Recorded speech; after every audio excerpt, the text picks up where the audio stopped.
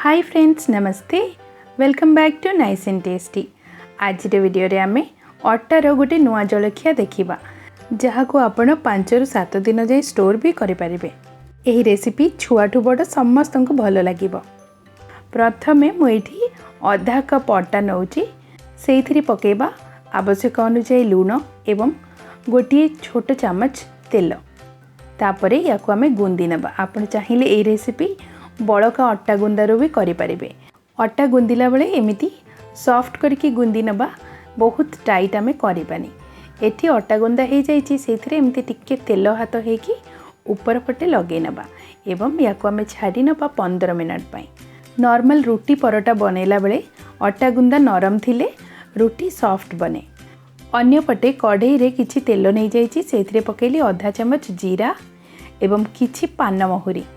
एगुड़ा फुटी आसिले सेथिरे पकेबा गोटे बड़ पियाज जहाँ को भाजी नबा। एही रेसिपी आपण बळी जाइथिबा भजार भी करि परिबे। तो वर्तमान आमे फ्रेश बनेबा। मु एठी पियाज भाजी नेछि, तापरे सेथिरे पकेबा किछि कंचा लंका एवं गोटे स्पून कोरा अदा। एही सब को पुणी मिसई नबा एवं भाजी नबा। अदा और कंचा लंका पकेबा द्वारा बहुत बढ़िया फ्लेवर आसी थाए। तापरे आमे सेथिरे किछि भूसंग पत्र को एमती भांगी के पकई नबा, जहाँ द्वारा से पार्टी को बाजिबनी एवं याको पुणी मिसई नबा। एठी दुईटी आलू को मु छोटो करी काटी नेछि। आपण चाहिए जे कोनोसी परिबा व्यवहार करि परिबे। आलू को भल भाबे मिसई नबा, सेथिरे पकेबा किछि कैप्सिकम। एठी पुणी मिसई नबा एवं सेथिरे पकेबा 1/4 टीस्पून हळदी गुंड, हाफ टीस्पून लंका गुंड एवं किछि गरम मसाला पाउडर किंबा जे कोनोसी मसाला पाउडर। एही सब को पुणी मिसई नबा। लास्ट रे सेथिरे पकेबा गोटी बड़ चमच टमेटो सॉस। जदि टमेटो सॉस पसंद नहीं ताहले आपण याको छाड़ी परिबे। टमेटो सॉस पके की पुणी मिसई नेली। लूण आमे एथिरे पकई नांती, लूण लास्ट रे पकेबा। जदि लूण प्रथमे पकई देबा ताहले परिबारु पानी बाहरिबो। एठी आमे परिबा को भाजी नेला परे लास्ट रे लूण पकाउछंती। मिसई नबा एवं गैस रो फ्लेम को बंद करनबा एवं याको आमे ठंडा हबा पई छाड़ी दबा। एठी हमर भजा रेडी अछि एवं अट्टा गुंदा भी रेडी अछि। वर्तमान जिबा नेक्स्ट प्रोसेस को। अट्टा को एमिति छोटो छोटो पीस करिकी छोटो छोटो बॉल बनै नबा। तापरे एमिति गोटे अट्टा गुंदा नेकी जेमिति आमे मंडा पिठा बनांती सेही टाइप रो प्रथमे याको एमिति खोली नबा। आपण चाहिए याको पूरी टाइप रो बेलिकी तापरे भी करि परिबे, किंतु एमिति खूब सहज लागिबो। वर्तमान सेइथिरे आमे देई देबा गोटे चमच भजा। तापरे हाथ रे एमिति सबगुड़ा पाखक नहीं आसीबा और जेमिति मंडा पिठा को आमे सील करंती मझिरो एमिति प्रेस करिकी ताको सील करनबा, बंद करनबा। तो देखंतु केते बढ़िया से रेडी हे गला एवं ऊपर एमिति प्रेस करिकी टिके बाहर करनेबे एवं ताको हाथ रे एमिति बुले की आमे प्रॉपर शेप दे देबा। एठी राउंड हे जाईछि।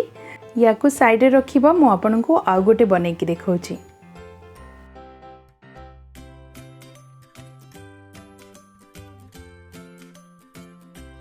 सेम प्रोसेस रे मु एठी सबगुड़ा बनै नेछि।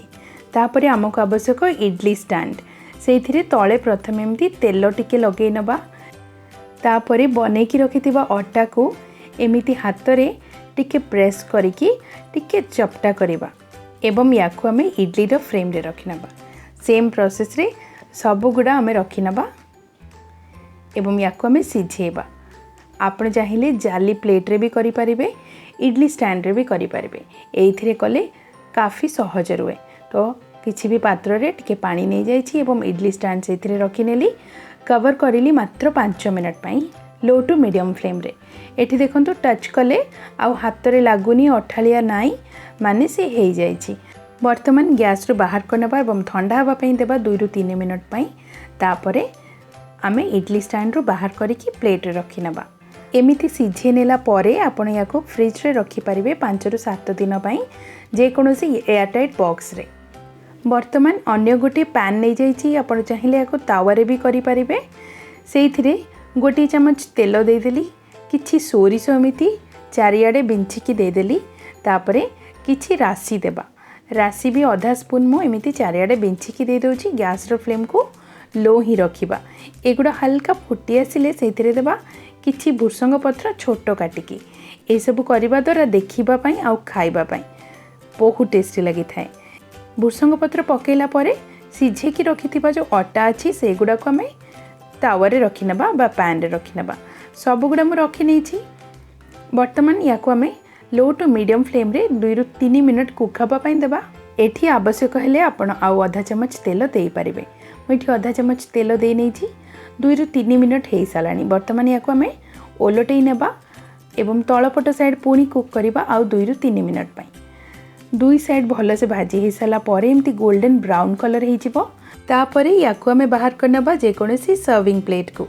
देखिबापई आउ खाइबापई बहुत सुंदर लगुच। यही रेसिपी आपण बिना टमेटो सॉस रे खाई परिबे जेहेतु आमे परिबा भाजिला बेले सेइथिरे टमेटो सॉस पके देइथिले।